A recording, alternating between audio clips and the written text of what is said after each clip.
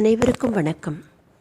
Abirami butter அருளிய அபிராமி அந்தாதியிலிருந்து இன்று நாம் காண இருப்பது 6வது பாடல். சென்னியும் சிந்தையும். சென்னியது உன் பொன் திருவடி தாமரை, சிந்தையுள்ளே மன்னியது உன் திருமந்திரம். சிந்துர வண்ணப்பெண்ணே, முன்னிய நின் அடியாருடன் கூறி முறை முறையே, பன்னியது என்றும் ஒன்றன் பர ஆகம பத்ததியே. சென்னியது உன் பொன் திருவடி தாமரை, என்னுடைய தலையை வைத்து நான் வணங்குவது உன்னுடைய பொன் திருவடி தாமரையை. அம்பாளின் பாதம் தாமரை போன்றுள்ளது. யோகத்தில் 1000 இதழ் கொண்ட 1008 இதழ் கொண்ட தாமரையை சொல்கின்றனர்.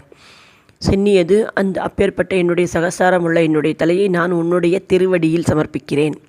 சிந்தையுள்ளே மன்னியது நின் திருமந்திரம். அது மன்னியது என்பது மீண்டும் மீண்டும் நினைவில் வருவது, தானாக வருவது.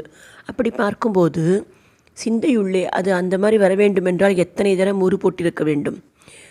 எனவே சிந்தையுள்ளே, சிந்தையில் தன்னாக வருவது மன்னியது உன் திருமந்திரம். உன்னுடைய திருமந்திரத்தையே நான் ஜபித்து அது எப்பொழுதும் என் நினைவில் உள்ளது.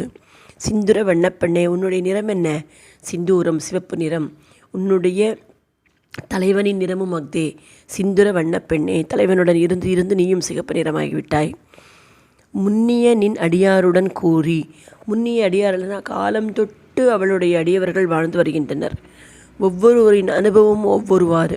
அந்த முன்னிய முற்றிய உன்னையே சிந்தித்து கொண்டிருக்கும் எனக்கு முன்னால் உடைய அந்த நின் அடியாருடன் அவர்களுடன் நான் கலந்து பேசி உறவாடி உன்னை அறிவது எப்படி, உன்னை அடைவது எப்படி, அறிய வேண்டும், அடைய வேண்டும். இந்த இலக்குகளை தீர்மானிப்பதற்காக நின் அடியாருடன் கூறி முறையே அவரவர்கள் அனுபவத்தை கூறுகின்றனர்.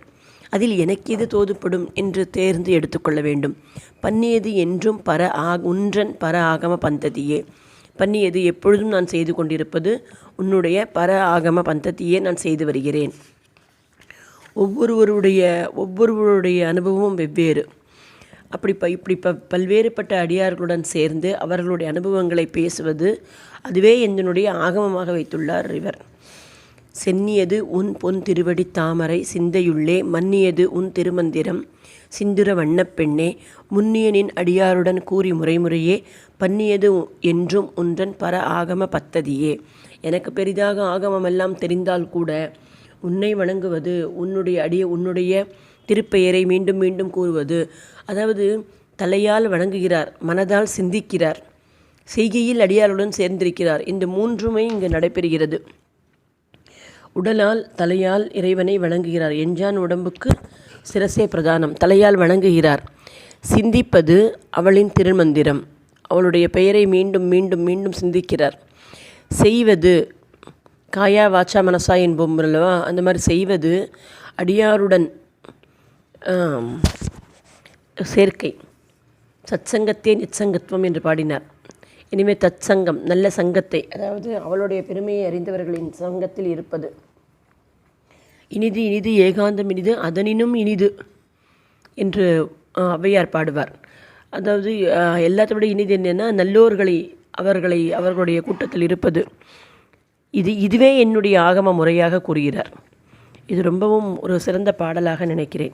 சென்னியது உன் பொன் திருவடி தாமரை, சிந்தையுள்ளே மன்னியது உன் திருமந்திரம். சிந்துர வண்ணப்பெண்ணே, முன்னிய நின் அடியாருடன் கூறி முறையே, பன்னியது என்றும் உன்றன் பர ஆகம பந்ததியே. அனைவருக்கும் வணக்கம்.